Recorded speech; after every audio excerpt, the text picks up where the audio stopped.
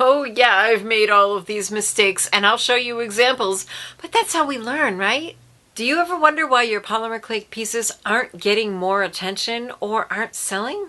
There might be some details you're missing. I know I was. Today I have for you 5 easy steps you can take that will make your polymer clay look professional and not crafty. Hey there, Sandy here. Welcome to another polymer clay video at keepsakecrafts.net. I promised you some pretty bad pieces of mine, and this one fits the bill. There are so many things wrong with it. What I notice first is the thickness, these chunky slices of canes that I used to decorate it. I mean, they really look like what they are, slices of something that were chunked out and tossed on here. That is my first tip for you, is to thin your edges, especially when you're creating something organic like flowers and leaves. Here's a little house. I've shown you how to make these on this channel. I'll link to that video up here for you. This was actually stamped with a stamp and cut out with a craft knife, but it doesn't look cut out like these do.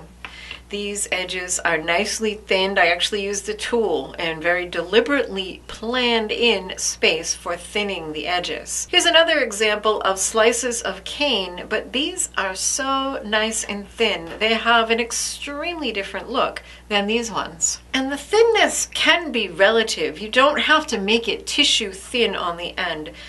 These little ginkgo leaves do not look thick and chunky, but you can see they are thicker at one edge and thinner at the other, and not super thin, and that is enough to give it a much more delicate look than these. So that's something you need to plan into your sculpting, to thin your edges. More of Sandy's bad work. We all love cutters, and they save us so much time, but even the thinnest, best made cutter is going to leave a little bit of a raggedy edge. It's just the nature of it. The cutter itself has some thickness, and when it pushes down on the clay, there's going to be a little bit of clay left in there.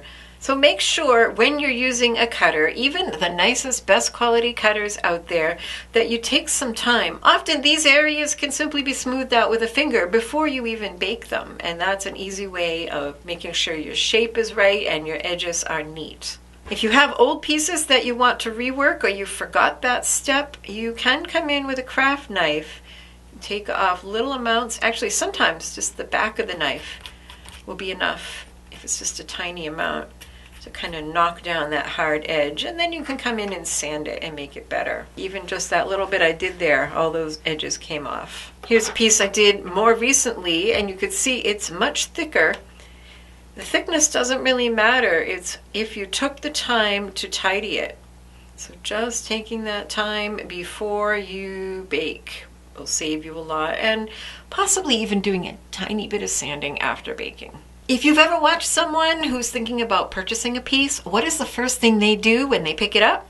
They flip it over, and oh my, that's rather a mess. Finishing the edges and the back of your work is very important, and you often have to plan it out ahead of time.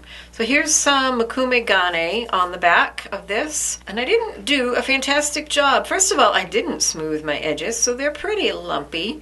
And I didn't plan it well because I've got all these different heights here that are unaccounted for. It's just a mess. Here's another example of poor planning. I absolutely adore this torn edge. I think it's super cool.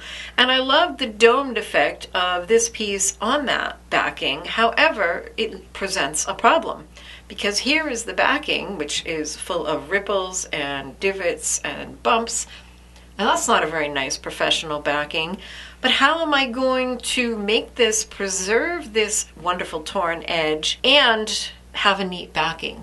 This one would have required a bit of planning ahead in order to do that. Now this one was planned ahead. So here's the backing, and this is just 2 layers of clay, and I planned it from the start, textured the back, and actually textured both sides of this black sheet of clay, put my purpley blue pieces on top, and then cut that out carefully, leaving that texture there. I made sure to finish these edges neatly, before I did it. And so it was all planned out ahead of time. And I think you'll agree, looking at these two, this one looks a lot more professional than this one. And planning it doesn't have to be complicated. It can be as simple as having 2 layers. So this one's not finished yet. Here's the front.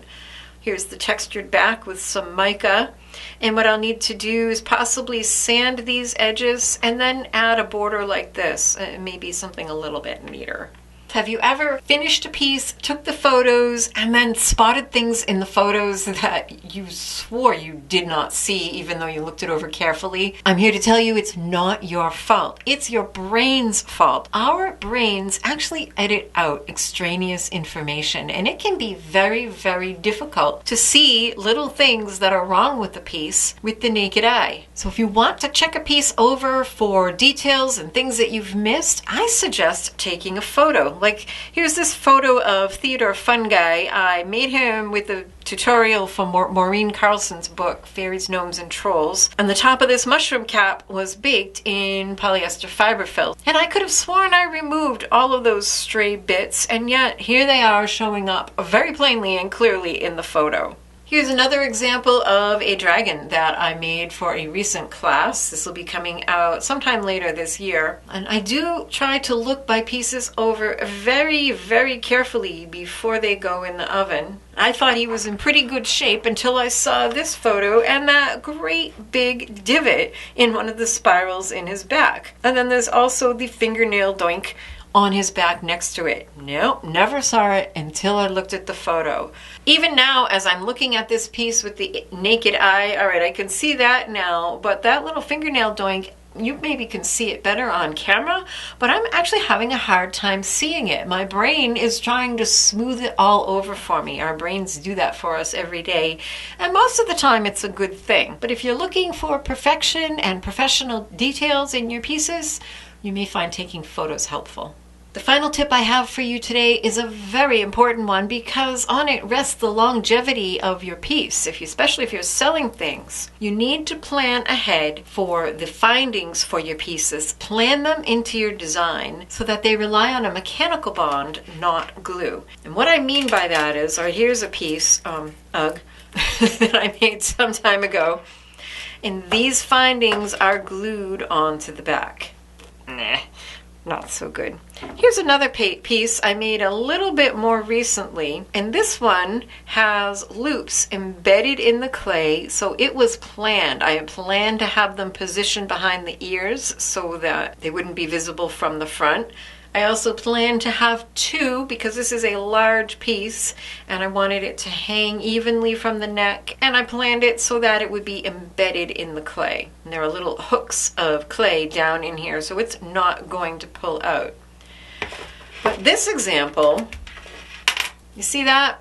That popped right off. If you were to sell that to a customer and have that happen, they would be very disappointed. So plan on a mechanical connection, not relying on glue. Here's another one with an embedded loop. You can definitely drill holes, like in this piece. You can make a custom bail a part of your design. I will link to a video where I showed you how to do this. You can make the bail part of the clay design. By the way, these 3 pieces were exclusives for my patrons. If you love this kind of content and want to get exclusives for yourself and support this YouTube channel, check out patreon.com/SandySewen. And many thanks to all of these lovely people who have already done just that. This middle sheet of clay with the grid pattern on it was actually shaped up over a knitting needle, I believe, to make the bail. That's part of the design right from the beginning. And similarly, this one, this shape loops around to form the bail. Now that you're ready to make your pieces look pro and not crafty, you want to grow your work even more with this Polymer Clay Tools playlist I put together for you.